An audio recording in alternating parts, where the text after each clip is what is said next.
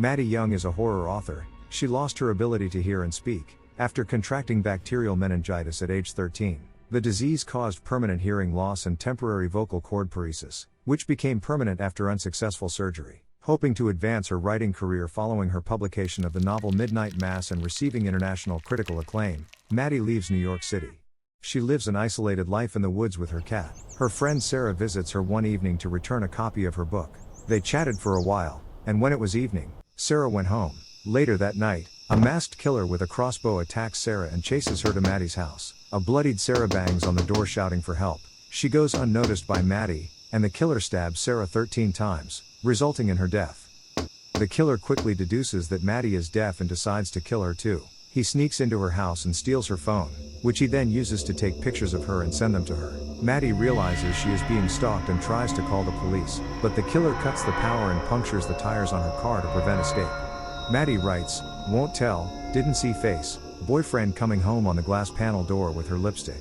The killer responds by taking off his mask and revealing his face and, upon learning she can read lips, taunts her with the threat of waiting to break in.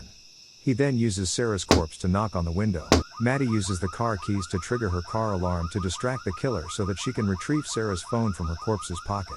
He catches her before she can grab it and quickly locks herself back inside. While attempting to escape through the second-floor window, the killer shoots Maddie in the leg with a crossbow bolt. Still, she manages to knock him off the roof and steal the weapon. Sarah's boyfriend, John, arrives at Maddie's house looking for Sarah. The killer poses as a police officer responding to a call, but John grows suspicious of him. He plans to attack the killer from behind with a rock, but Maddie distracts him by banging on the window, allowing him to stab him in the neck.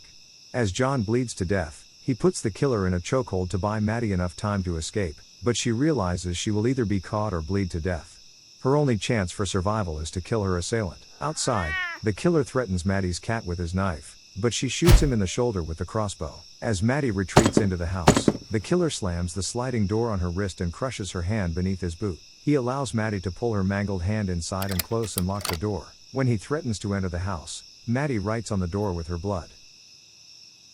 As the killer begins bashing the door in with a tire iron, Maddie uses her laptop to type up a description of the man and a message to her family. She then locks herself in her bathroom, armed with a knife. Failing to break through the door, the killer crashes through the bathroom skylight. Maddie does not notice him until he inadvertently breathes against her neck. She narrowly avoids his attack and stabs him in the knee. He follows her into the kitchen, where she blasts his face with insecticide and uses her visual smoke alarm to disorient him.